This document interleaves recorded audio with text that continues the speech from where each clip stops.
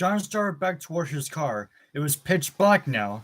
It had been dark when he arrived. He realized, but now he noticed it.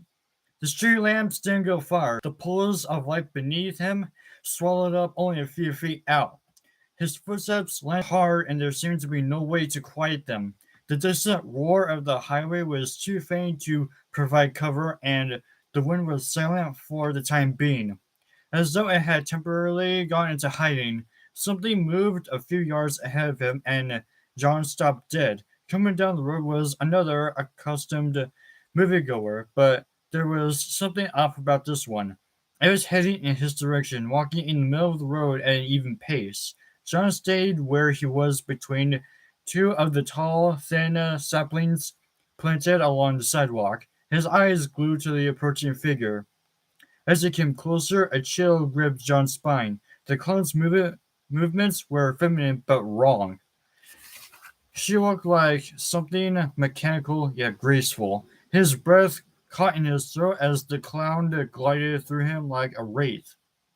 The creature was staring straight ahead as it passed. John waited, hoping to stay out of its line of sight. As she grew closer, however, her eyes drifted toward him, her head turning only slightly as though to acknowledge his passing.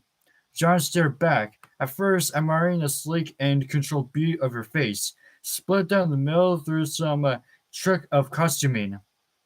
John instinctively took a step back. He had seen monsters before and prepared to run or fight, if necessary, but just as his heart began thudding against his chest, she looked away again and slipped back into the dark as gracefully as she had appeared. John watched for a moment, then continued to his car. He checked his rearview mirror, but there was no one in sight. As he drove home, he checked the mirror more often than he needed to.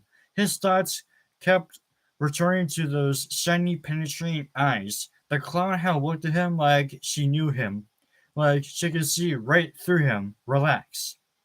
John said to the empty car. It was just some weirdo in a costume, saying the words aloud. However, it did not make them any more convincing.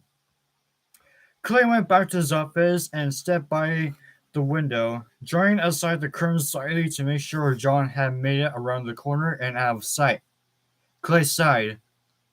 He sat down at his desk, picked up the case file on the second missing child, and began to review it. The information he needed just weren't there, but it didn't stop him from returning to it over and over again. His officers had diligently done their jobs. They'd gone to the right places, talked to the right people, and asked all the wrong questions. They just don't know what I know. There was a sound from down the hallway, a distant creak. Clay's eyes lifted, and yet he set the file carefully back on his desk. John, he called, but there was no response. With practiced calm, Clay quietly reached for the gun he kept in a holster under his desk and flipped the safety off. He went to the open office door and paused, listening for another noise from the dark hall. Nothing came. Clay pulled the door shut, snapping the deadbolts into place. Clay stepped back into the corner of the room and stood listening. A moment passed in silence, and his eyes dropped, his shoulders feeling at ease, but suddenly his eyes lifted again and his jaw clenched. He took one desperate step back, focusing directly on the center of the door ahead of him. He lifted and steadied his gun and took aim. Careful minutes passed, but Clay's eyes never wavered. There was something in the hall. John let his front door fall shut behind him with a heavy thud and tossed his keys on the kitchen counter. He sat down heavily on the couch, letting his head fall back, weighing down with fatigue. After only a moment, he lifted his head back up. The strange noise was coming from his bedroom again. It sounded like the sounds the rabbit's head had been making, but something had changed, though he couldn't pinpoint it. And it sounded like a voice, then static. A voice, then static. Something was being repeated. John's bedroom door was almost all the way closed, and he got up from the couch and approached it slowly from the side, putting his feet down silently one after the other. the rubber soles scarcely tapping the floor. He sees the door open. The sound was louder now, more distinct. The voice continued, garbled and muffled. John turned on the light and went to Theodore's head. He bent over to his eyes were level with Theodore's plastic ones and listened. The rabbit's head stared back, muttered words, broke into static, then a moment later repeated. John grabbed a notebook and pen off his bed and closed his eyes, concentrated on the sounds. After a minute, he began to hear words. Shining? John whispered. Shining something. Silver? He continued to listen, but he couldn't make out the rest. John gritted his teeth and opened his eyes, glaring at the stuffed rabbit's head as it continued to repeat the same incoherent phrase. John drew in a long breath, then let it out, trying to release the tension on his neck, in his jaw, and his back. He sat down on the bed, put the pen and paper down, and closed his eyes once more. Just listen.